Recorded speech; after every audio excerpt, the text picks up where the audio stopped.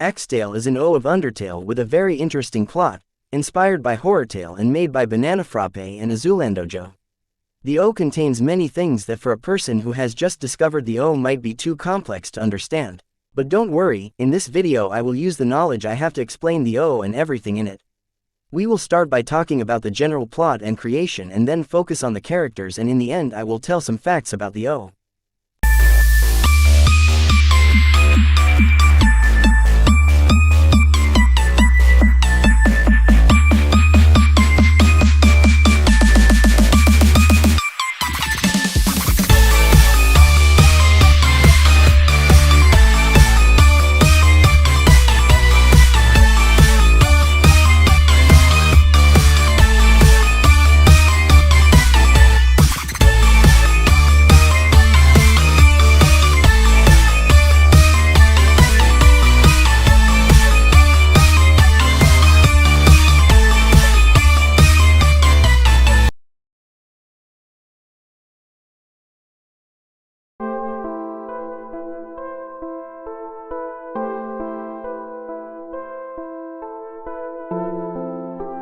Xtale is often considered an AU, but it would be more correct to call it an AT or an alternative timeline.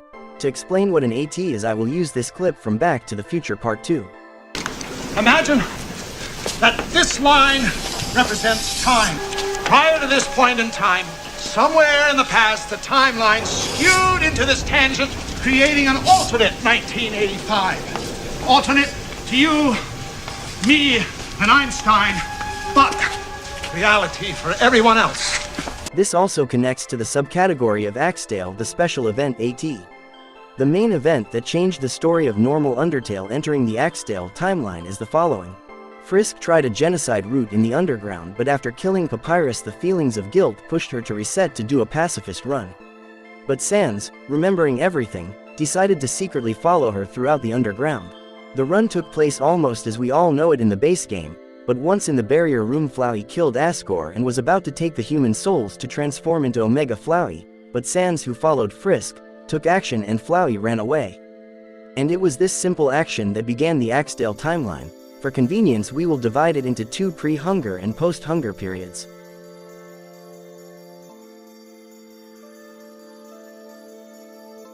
In the pre-hunger period, Frisk decided to stay with the monsters to help them find another way out of the underground.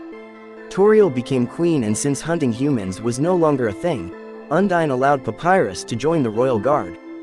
Frisk was adopted by Toriel, and in the years that followed she became something of a government official. Papyrus was Frisk's bodyguard, and Sans was still the judge of the underground, and in his spare time he worked with Alphys on a machine that would destroy the barrier. Frisk promised Sans that she would never reset again, and from then on, their friendship grew stronger and stronger until they got engaged and married. 3 years after the wedding, Frisk became pregnant, and Toriel wanted to organize a reception at the royal palace to announce the birth of the first human monster in history.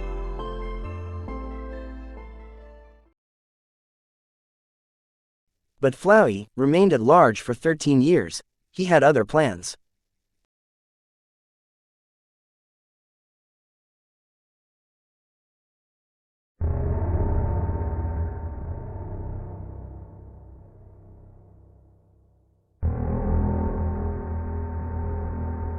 Flowey entered the royal palace a few hours before the reception and killed Toriel while she was going to get tea. Then he stole the souls and transformed into Omega Flowey, but here something unexpected happened. Flowey's rise to power tore the continuous space-time, creating a huge chasm between the world and the void. Here the fumes from the void entered the underground, and from here on, it's all downhill.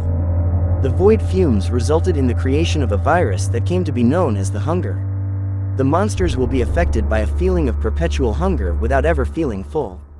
The hunger works like this. Point 1. It can only infect magical beings, therefore only monsters. Point 2. Besides making you feel hungry, it also makes you go crazy just to eat. From the opening of the glitch onwards, it didn't take long before the underground's food supplies ran out and monsters started eating each other.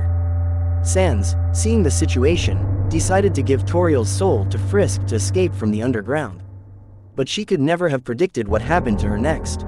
Frisk promised to return with more souls to break the barrier and close the glitch, but once on the surface, While she was looking for help, she was hunted by a robber, but having no money, the robber decided to get paid another way. And Frisk was raped. Making the mother of all omelets here, Jack. Can't bread over every egg.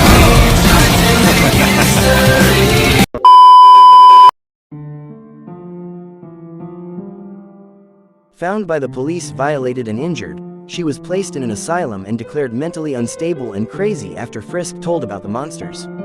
But after the drugs administered in that facility, Frisk really lost her mind.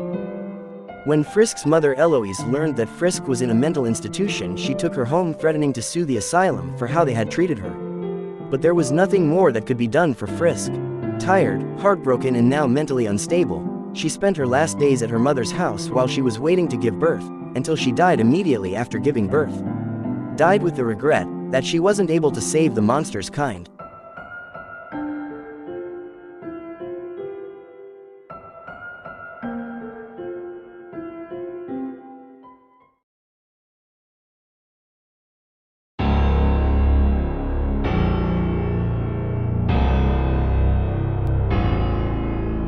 When Undine discovered that Sans had caused Frisk to escape, she was furious with him for having sent away the monster's last hope, and here Undine showed the first signs of the hunger infection, and she destroyed part of Sans' skull. Sans spent several weeks in a coma at his home, until one day he woke up infected with hunger and tried to eat Papyrus, but with great mental strength he resisted the hunger. Papyrus stayed with Sans and promised to never abandon him. Meanwhile, around them the underground was changing. Alphys locked herself in her laboratory to look for a way to reset the timeline, but in the end, overcome by guilt for having created Flowey, she allowed herself to be devoured by the amalgamates. Undine retreated to Waterfall, where she lost her sight and became blind. As a result, she developed a terrifying sense of smell and hearing, and hunts its prey with ferocity. In the aftermath of the glitch, and Caddy fell victim to a bunch of hungry monsters. Bratty, driven mad, avenged her friend's death, preserving her corpse. Consumed by grief, she lost touch with reality, adopting Caddy's identity. She currently holds a section of the capital in check, manipulating and bossing around lesser monsters with sheer charisma. She wields the gun and twin machetes when she can't find ammo for the firearm. Despite her madness, is incredibly clever and conniving. Can talk even the most insane monster into obeying her will. Burger Pants currently holds sway in a section of New Home, a cruel and maniacal manipulator of those lesser than him. After his escape from the resort, and his near murder of Metation, he fled in the capital. There he established his own faction and kingdom and has a strong influence over the monsters who obey to him. Papyrus lives in a reality of his own making, a dementia so consuming that he is no longer aware of the real world. He is childlike, as his fantasy world is one where everything is right and the underground is still well. He does the same thing every day under Sans' supervision, building puzzles, making spaghetti, watching reruns of Metation's old shows and reading the same books, over and over and over. To be removed from his schedule disturbs him greatly. The only change he is aware of, even in his childish delusion, is the damage to Sans' face, and he often makes up far-fetched stories to explain the gaping hole away.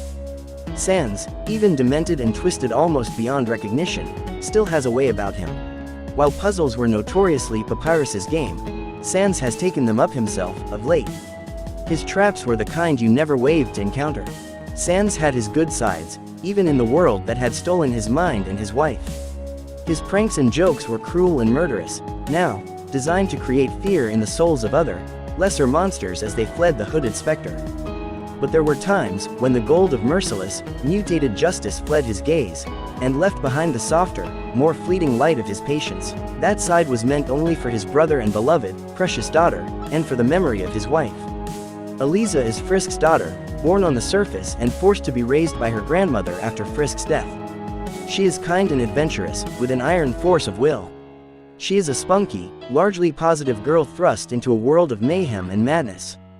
The mysterious magic running in her veins assists her, as ever it did in times of danger, and brings her to a revelation of enormous proportions, that she wasn't as alone as she had once thought. She has the ultimate goal of going back to the underground with enough souls to break the barrier and then save the monsters like her late mother wanted to do. However, the underground she will find will be different from the one her mother described. Alisa has an unusual friend, a red butterfly named Ruby. She is what remains of Frisk's soul and is now here to protect Alisa throughout her life.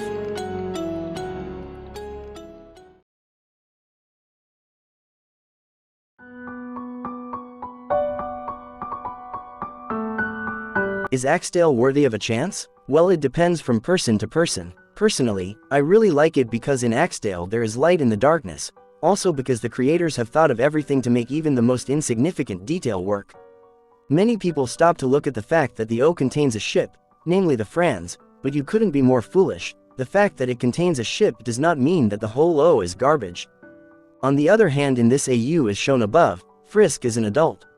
And so I ask you, people who watch the video, give Xtale a chance, it won't disappoint you.